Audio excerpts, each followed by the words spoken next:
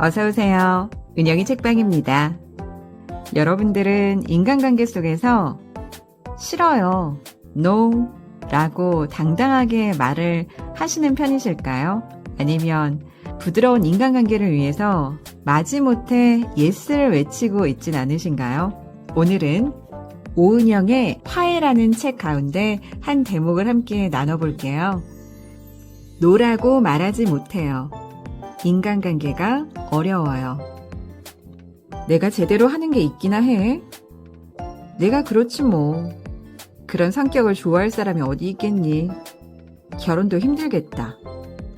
왜 태어나서 속을 썩이니?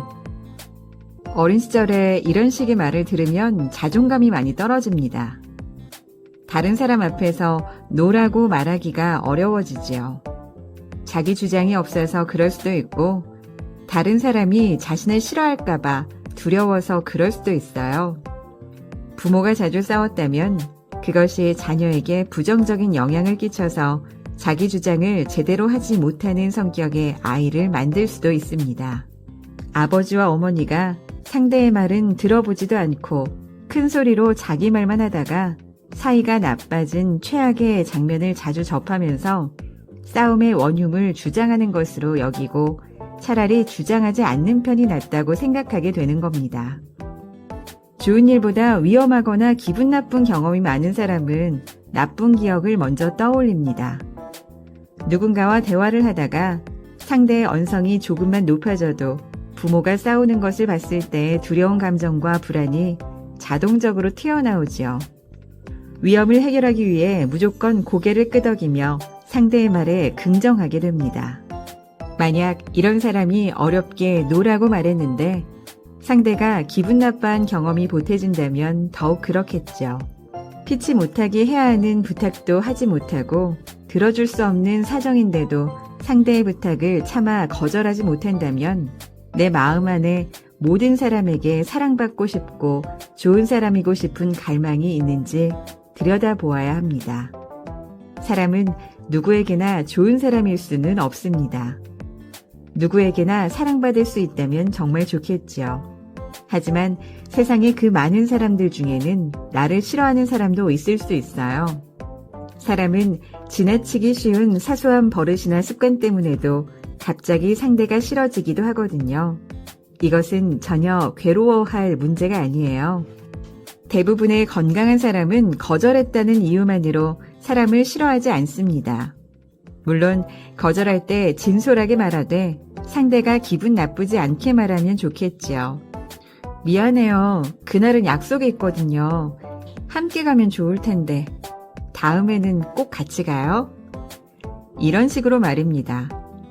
이렇게 말했는데도 상대가 기분 언짢아 한다면 그건 그 사람의 문제입니다. 대부분의 건강한 사람은 상식적인 수준의 부탁을 하고 상식적인 수준의 부탁을 들어줍니다. 가벼운 부탁은 서로 쉽게 들어주는 편이에요.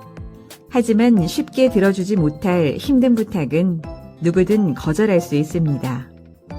그것은 나이기 때문에 거절하는 것이 아니라 누구라도 마찬가지입니다. 혹여 어렵게 들어주는 부탁일 때는 생색내기도 때로는 필요해요. 상대에게 내 수고를 인정받고 애써 인사를 받으라는 것이 아니에요. 어렵게 부탁을 들어준다는 건 그 상대를 특별한 존재로 생각한다는 의미입니다. 상대와 감정을 공유하고 싶다는 무언의 표현이기도 해요. 그 표현을 하라는 겁니다. 이런 생색내기는 돈독한 관계를 유지하는 기술이자 비법이에요.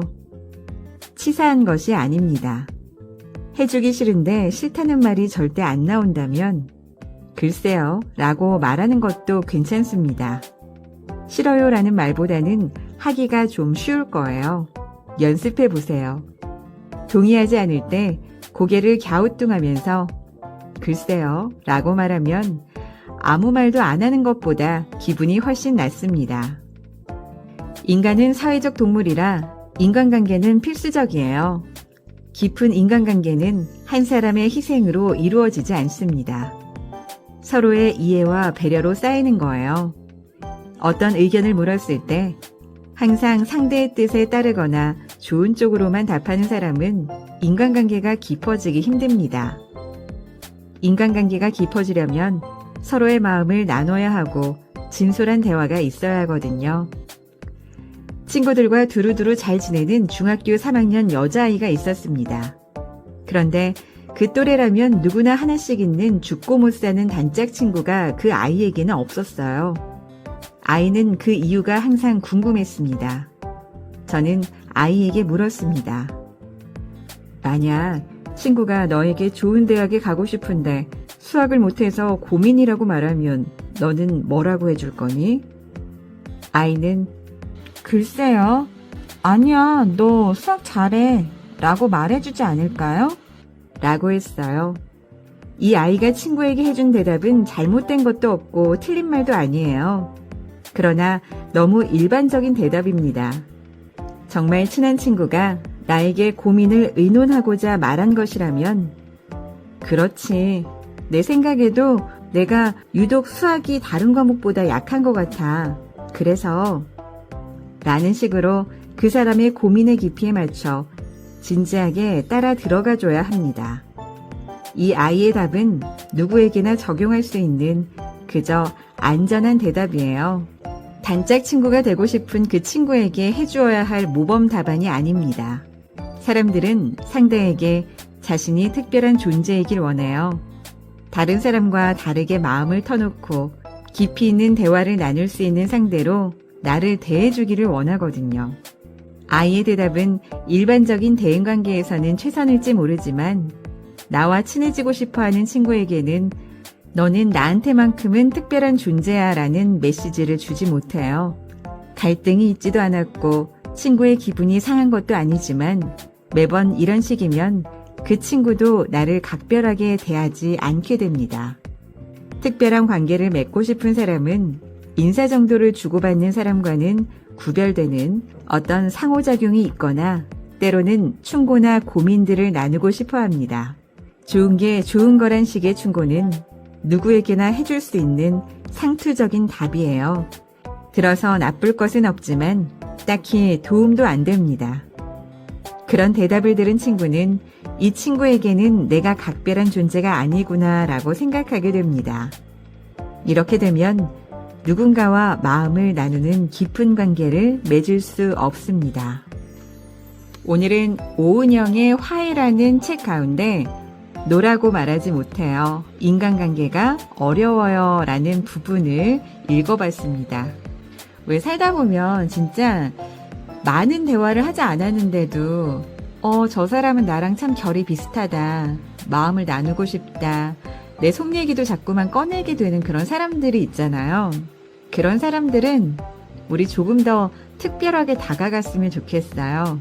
그런 소중한 인간관계 지켜가는 방법 우리 함께 연구해 볼까요? 오늘은 여기까지입니다. 책 읽어주는 은영이 책방으로 또 놀러오세요.